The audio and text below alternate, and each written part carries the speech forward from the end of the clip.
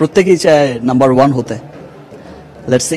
হতাশ আর হতাশ, টানা 6 ম্যাচ হারের পর সপ্তম ম্যাচে দারুণভাবে ঘুরে দাঁড়িয়েছিল শাকিব খানের ঢাকা ক্যাপিটালস।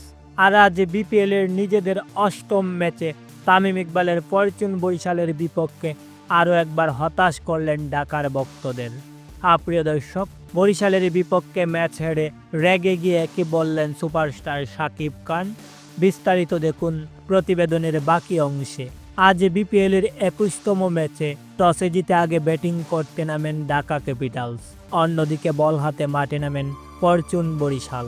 আর এদিন শুরু থেকেই লিটন দাস ও তানজিদ তামিম দেখে শুনে খেললেও ইনিংসের পঞ্চম ওভারে মুশফিকের কাছে ক্যাচ দিয়ে মাত্র 17 বলে 13 রান করে সাজঘরে ফিরে যান লিটন।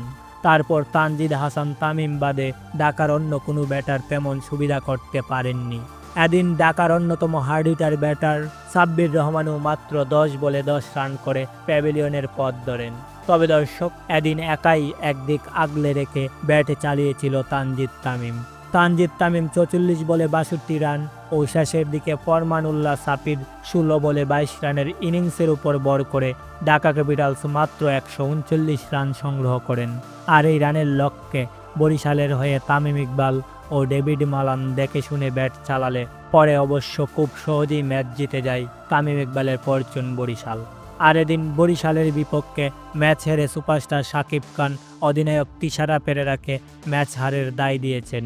তিনি বলেন, তিশারা পেরেরাকে অধিনায়ক দিয়ে অনেক বড় ভুল করেছি। তো প্রিয় দর্শক, ঢাকার এমন হার আপনি কাকে দায়ী করছেন তা অবশ্যই নিচে কমেন্ট করে জানাবেন। ধন্যবাদ সবাইকে।